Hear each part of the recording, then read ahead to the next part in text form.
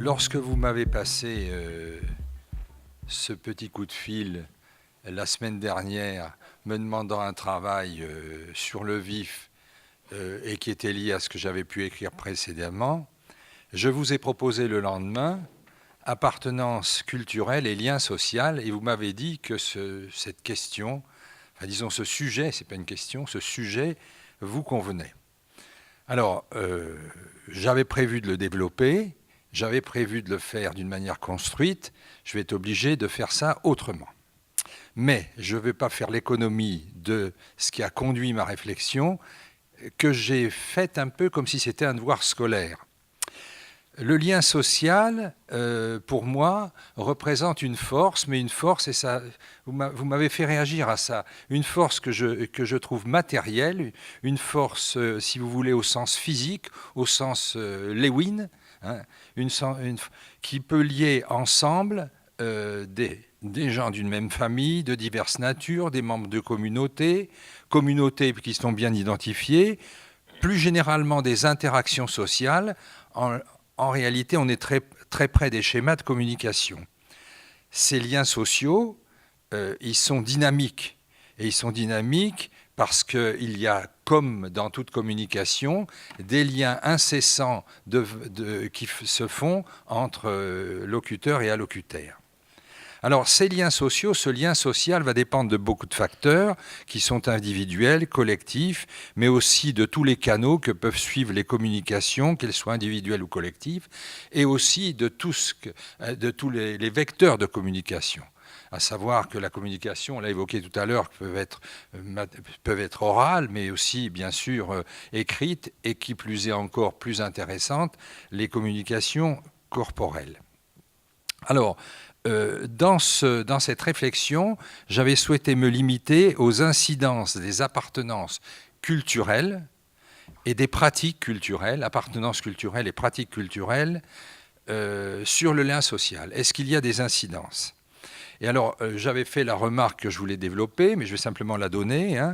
Une remarque, c'est que le lien social est en crise, du moins on le dit qu'il est en crise, et on en attribue les raisons à différents facteurs, tels que les régimes politiques, les régimes économiques, les inégalités sociales, l'individualisation croissante, l'anonymisation, la disparition progressive de ces communications directes. Et tout à l'heure, on a parlé de présence, et moi j'ai pensé présence et quasi-présence à travers tous les vecteurs actuels qui sont utilisés. Et alors, ceci m'avait conduit à une problématique, on va vous mettre au... Voilà, elle est affichée. La problématique était la suivante, parce que j'aime bien construire quelque chose à partir d'une question, et c'était pourquoi, et ça c'est un peu un credo que je veux développer, pourquoi faut-il connaître, ou disons, tenter de connaître ses propres pratiques culturelles, et surtout celles d'autrui, et aussi capable de les connaître, mais de les reconnaître, de les lire, entre guillemets. Et pourquoi ça ? Ce sont, à mon avis, des préalables pour mieux vivre ensemble et ainsi prévenir les clivages sociaux et les communautarismes de toute nature. Vous voyez donc que c'est une question centrale et très actuelle. Et c'est là-dessus que j'ai construit mon argumentation. Alors, mon argumentation, elle se développait en objectifs. Et on va vous mettre les objectifs. Merci.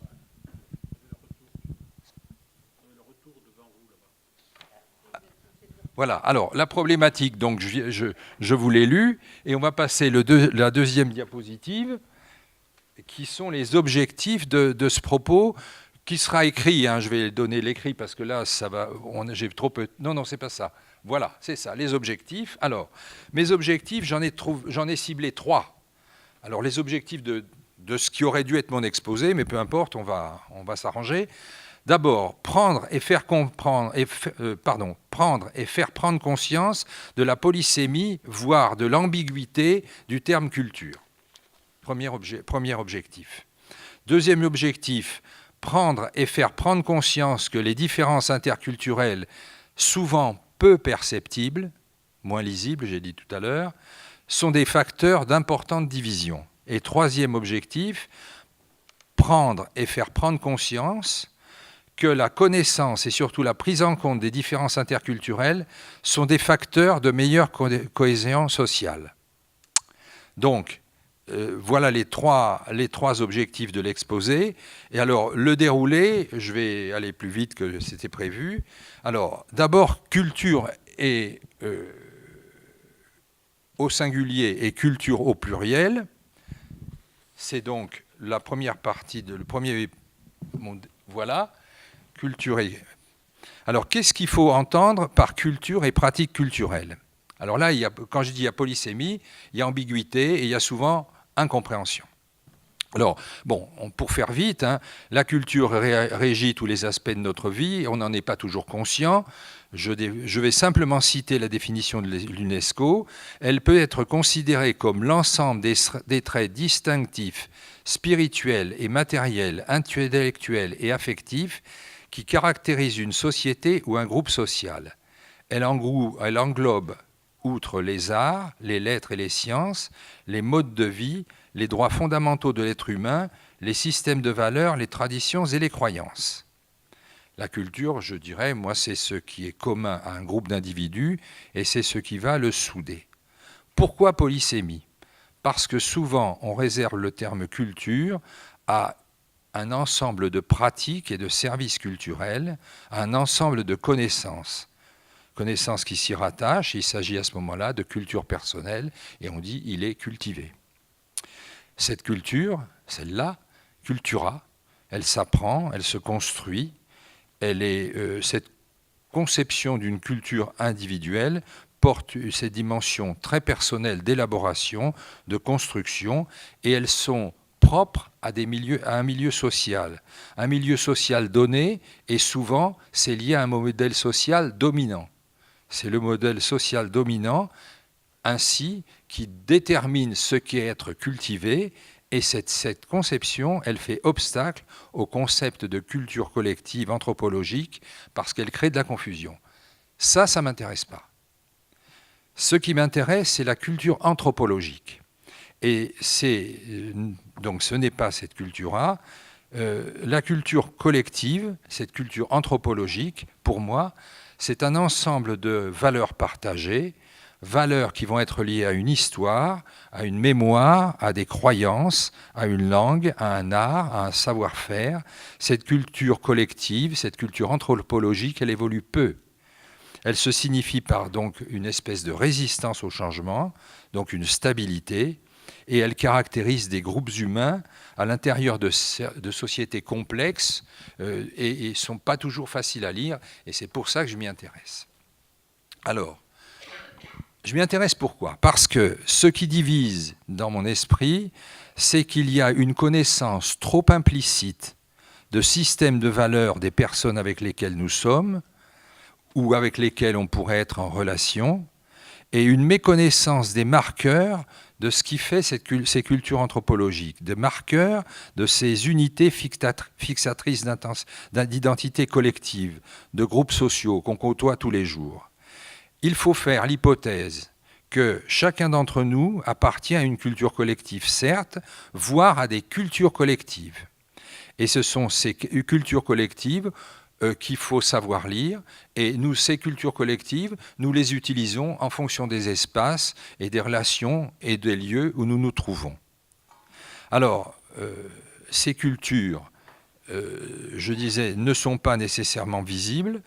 Je pense que les différences culturelles anthropologiques dépassent très largement ce qui peut apparaître comme des différences linguistiques, religieuses, ethniques, sociales ou générationnelles qui clivent notre société.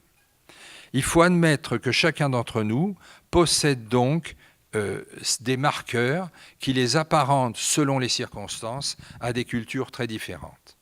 Alors, je concluais cette première partie par la phrase suivante. S'interroger sur ces différences culturelles anthropologiques, quelle que soit leur importance, tenter de les connaître et donc de les faire cohabiter pour qu'elles s'enrichissent mutuellement, c'est la seule voie me semble-t-il, susceptible d'éviter les divisions et de maintenir les liens d'un corps social dans la société telle que nous la vivons. Deuxième point, culture et société.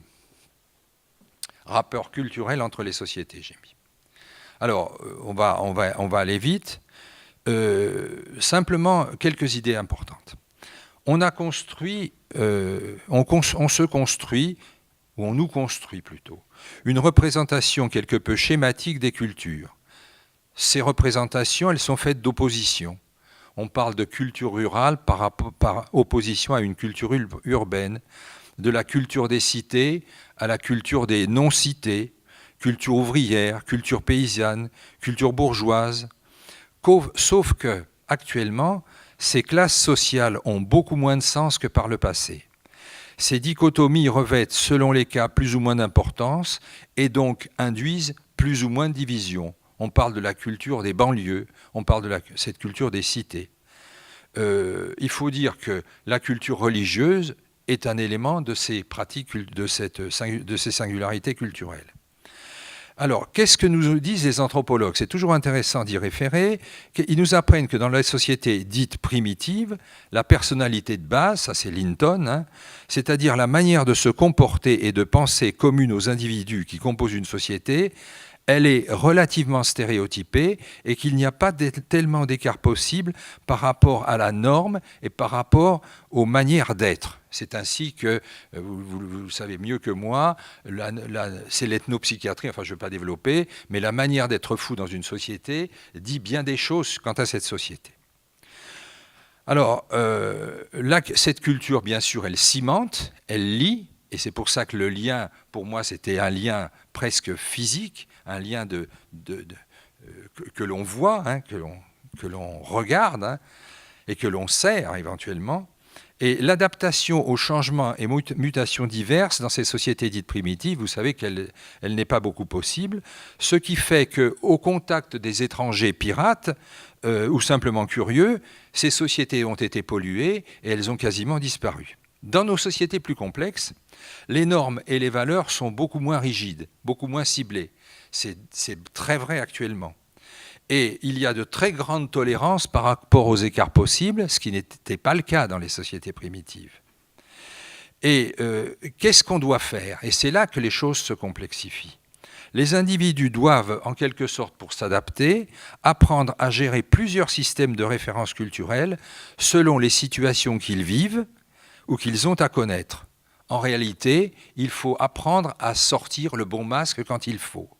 Il faut faire le fou quand on peut faire le fou. Autrement, si on le fait à mauvais escient, c'est à vous qu'on aura affaire. En quelque sorte, ce masque, ce persona, hein, Max Weber, le sociologue, l'a bien montré, il a donné l'exemple suivant.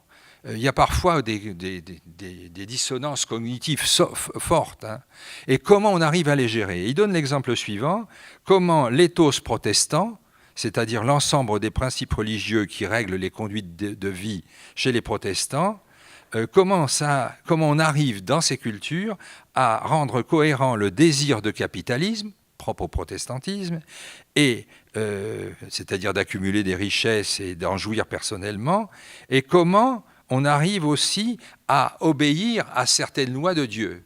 Et il a trouvé les solutions, des solutions de détour, des solutions assez amusantes. Je l'écrirai, hein, je vous le donnerai.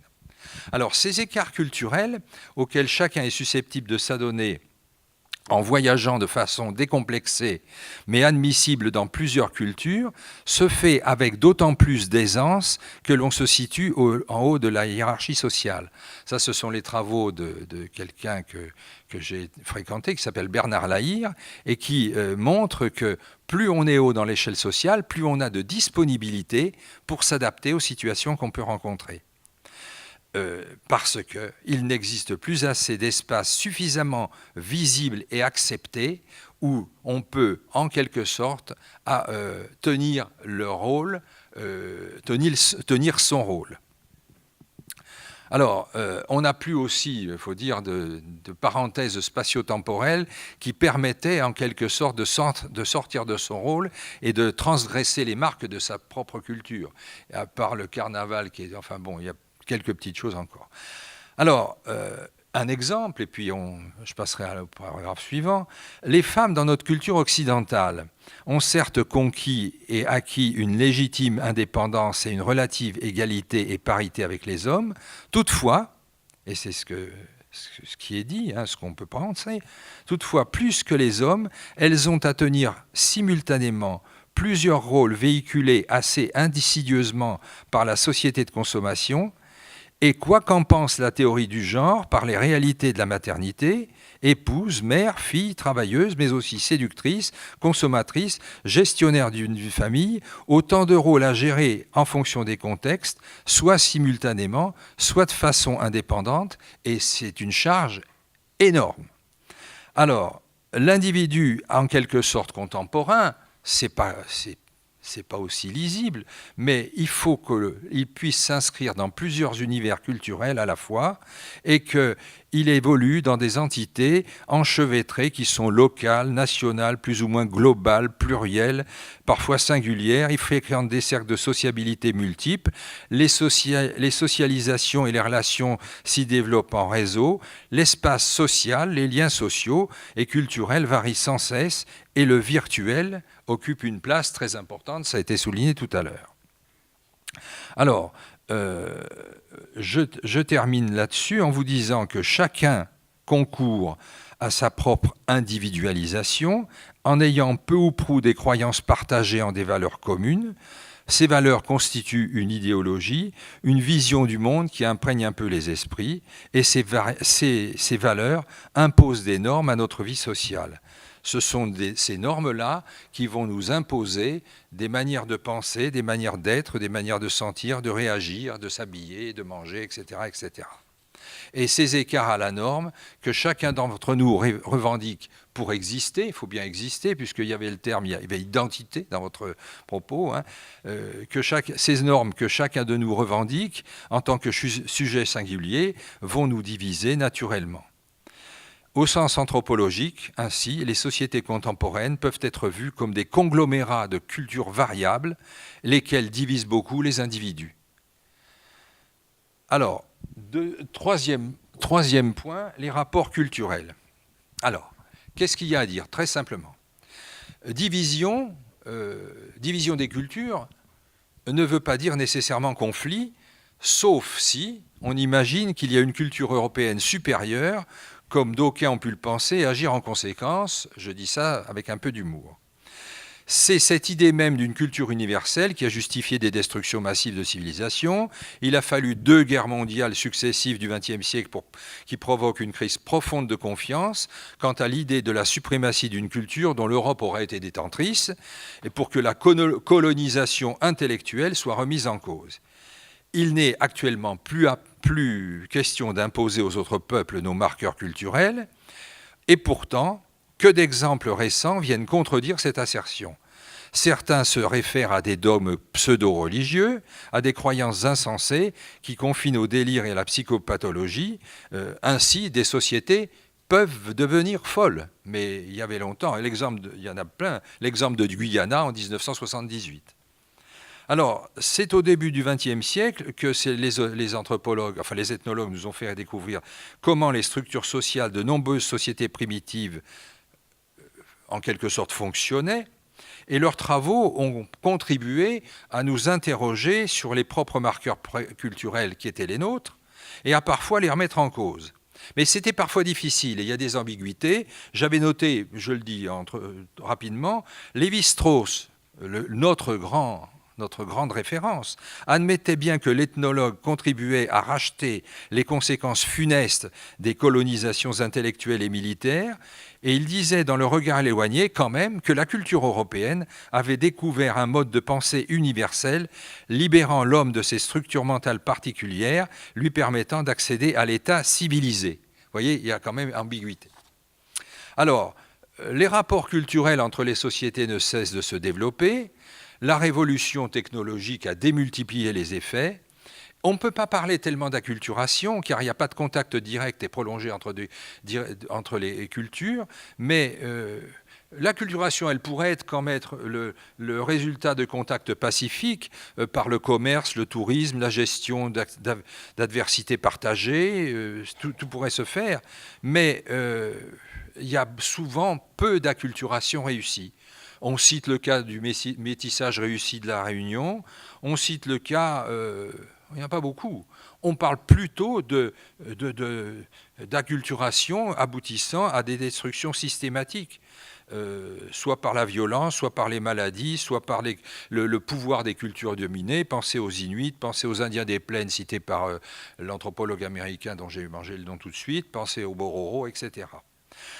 Donc le plus souvent, cette acculturation divise. Il ne se produit pas du tout le syncrétisme qui ferait émerger une nouvelle culture et qui emprunterait des éléments aux autres cultures. Moi, je fais une parenthèse, j'ai été très défenseur de la pédagogie interculturelle, faisant l'hypothèse que le contact entre des enfants dans une même école, de cultures et de langues différentes, d'origines différentes, aboutirait à mieux se connaître. J'ai pas perdu espoir que ça puisse se réaliser, mais j'ai remarqué que c'était extrêmement difficile. Il y a des résistances très fortes et des représentations très fortes d'une culture en quelque sorte, ou d'une culture dominée par rapport à une culture dominante. Ainsi, pour donner un exemple très simple, on n'a jamais pu, en quelque sorte, faire que la langue portugaise à Clermont-Ferrand prenne toute la valeur que représentait la population portugaise de ce même département. Alors, l'acculturation, en quelque sorte, peut maintenir plus les divisions qu'elle ne peut générer de relations. La culture, en quelque sorte, la culture dominée tente de se réapproprier, alors ça c'est maladroit, des éléments culturels qui sont censés signifier cette appartenance. On le voit bien chez les jeunes, hein, les langues locales, le costume traditionnel chez les plus anciens, mais aussi chez les jeunes, tous ces effets de mode, etc. Alors, comme le temps passe et que je veux absolument vous donner mon credo, le dernier point, j'ai mis variation culturelle et cohérence sociale, quelle solution? Alors, j'en vous en propose 4. La première chose, c'est un peu utopique, mais je prends mes responsabilités. La première, c'est le refus des étiquetages. Alors, ce n'est pas à vous que j'apprendrai que... Moi, j'ai fait des études il y a bien longtemps de psychologie, et on en était encore dans les schémas très classiques au niveau de la psychologie, d'un étiquetage, etc. Je sais que les choses se sont complexifiées exagérément, et maintenant, pour trouver le bon tiroir, on ne sait plus du tout dans quel meuble il faut se situer. Alors, ce qui divise, à mon avis, ce sont les clichés culturels et sociaux dont se repaissent certains médias et qui font l'audimat. Je dis et je déclare qu'il faut faire accepter qu'il n'y a pas de pratiques culturelles légitimes et d'autres illégitimes. Ces dernières peuvent être parfois inacceptables, intolérables, reste à faire accepter qu'elles le sont et surtout à aider à s'en approprier d'autres. Un exemple, les mutilations sexuelles. Chez les femmes, etc. Voilà un exemple. En deçà de ces pratiques extrêmes qui demeurent dans notre société des exceptions, on connaît tous des expressions de socialisation variées entre famille, école, amis, pères, institutions, etc. Dans la culture des individus, Bernard Lahire nous rappelle que Jean-Paul Sartre, ça peut être discordant et c'est intéressant, il adorait les westerns, soulignant en cela une discordance qui infirme l'idée simpliste que des pratiques culturelles réservées, qu'il y a des pratiques culturelles qui sont réservées préférentiellement à des classes sociales. Jean-Paul Sartre, il n'aurait pas dû lire des bandes dessinées. Eh bien, il aimait les bandes dessinées et il aimait aussi les films de western. Donc la distinction chère à Bourdieu, je crois qu'il faut aussi un peu la relativiser. Il faut se méfier donc de ces classements et de ces étiquetages. Et je reprends, je ne sais plus quel psychanalyste qui disait qu'il fallait oser faire le fou, mais faire surtout le fou à bon escient. Deuxième point, une idée aussi qui m'est très chère, c'est refuser le déni des cultures et admettre les différences culturelles. Ça, c'est un point très important. Bon, ça c'est notre société. Hein. Le postulat qui consiste à dire que tout individu né en France, donc socialisé en France, est français, c'est le jus soli en latin, et qu'il doit donc, à partir de là, nécessairement il va s'assimiler, il va être assimilé, ça mérite quand même quelques remarques. Cette disposition, elle est compréhensible au niveau d'un État, elle est généreuse, elle est moins universelle qu'il n'y paraît, et cette conception, je la trouve un peu ethnocentrique. L'histoire de notre République n'y est pas étrangère, tout comme notre héritage des Lumières. En pointant du doigt l'origine culturelle des jeunes des cités, le sociologue Hugues Lagrange déplace les causes explicatives habituelles des comportements sociaux des individus déviants et des incivilités, pour ne pas dire plus dans les banlieues, et il pense que ces causes sont préférentiellement liées aux origines socio-économiques, aux contextes familiaux, etc. etc. Ça, ce sont des choix politiques, on l'entend, hein. Mais ces travaux l'amènent à souhaiter que soient prises en compte des données ethnoculturelles. Et c'est là où le bas blesse, parce que ces données ethnoculturelles, on ne sait pas les voir, on ne veut pas les voir, et on essaie un peu de les cacher. En effet, ces recherches l'amènent à constater qu'à conditions sociales égales, il existe une disparité nette quant au comportement de délinquance entre les jeunes Français dont les parents immigrés sont parfois de longue date, entre ceux qui sont originaires du Sahel et les autres du Maghreb. Et là, il s'interroge, il essaie de trouver des analyses, je vous renvoie à ce qu'il dit. Mais cette question, elle est polémique, et je passe là-dessus, hein. Je fais le pari positif de l'interculturalité quand même. On arrive au... J'ai fini, quasiment. Ah mais vous me laisserez conclure, hein. L'intelligence de l'autre, alors ça, il faut prendre en compte les différences culturelles dans un monde à gérer en commun. Et je dis que c'est l'ignorance de la culture de l'autre qu'il faut combattre, ignorance qui engendre la peur, le repli sur soi et la violence. Alors, la réponse, c'est l'empathie, c'est la curiosité, c'est le doute. Mais encore faut-il des outils. Et dans les outils, j'avais un schéma qu'on va vous montrer très rapidement, qui est celui d'un sociologue qui s'appelle Michel Sauquet, que j'ai rencontré l'année dernière, voilà. Et il donne une grille d'analyse. Alors ça fait c'est un peu complexe, mais c'est intéressant parce que il dit quand vous êtes face à quelqu'un, pour essayer de mieux être en empathie avec ce qu'il est, interrogeons-nous sur comment il voit le monde, quels sont ses réseaux d'identité et de relations, qu'est-ce qu'il parle comme langue, et de quel milieu socio-économique est-il. Et ce tableau se distribue, ouais, ces 4 parties se distribuent en un certain nombre de questions, de tiroirs qu'il faut regarder.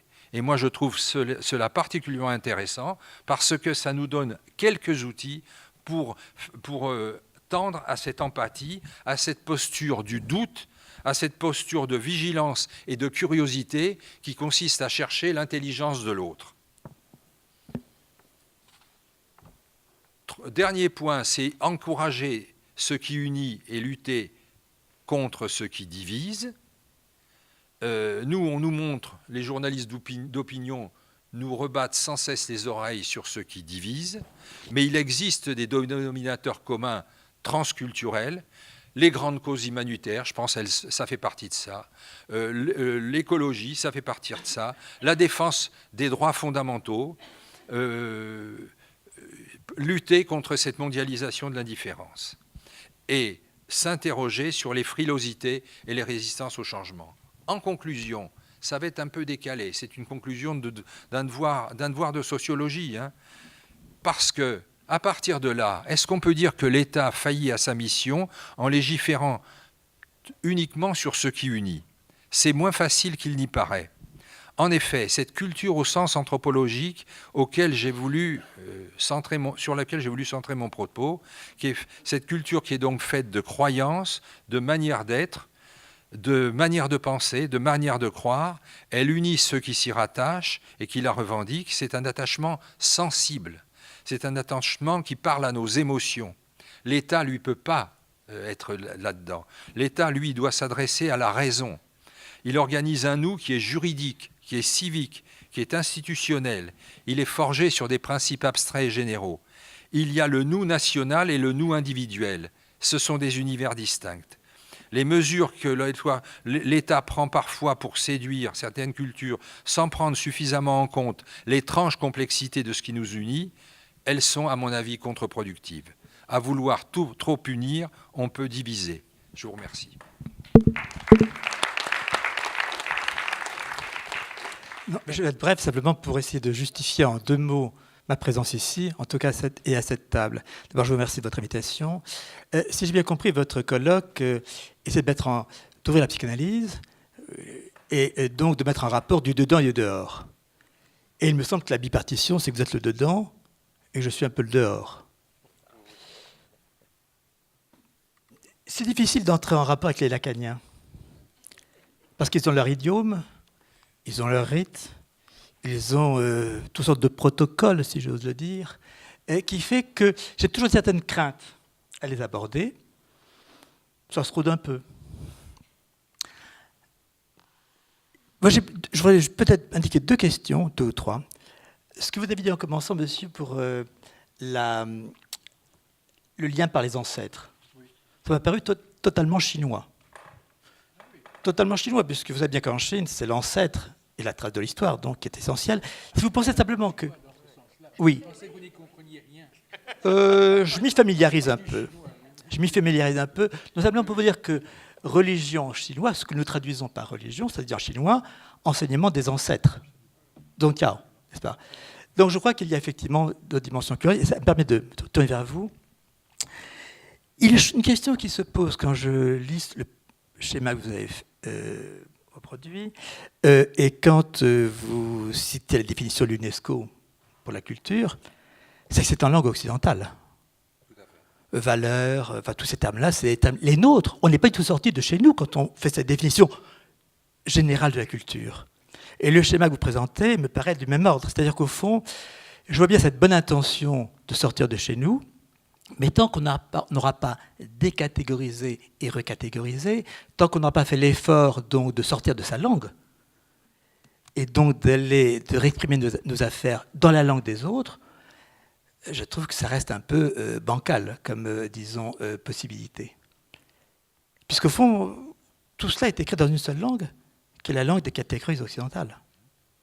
Ce qui fait que la rencontre de l'autre, si elle ne commence pas par ce travail de traduction, c'est-à-dire en fait de défaire et refaire, décatégoriser et recatégoriser, me paraît difficile.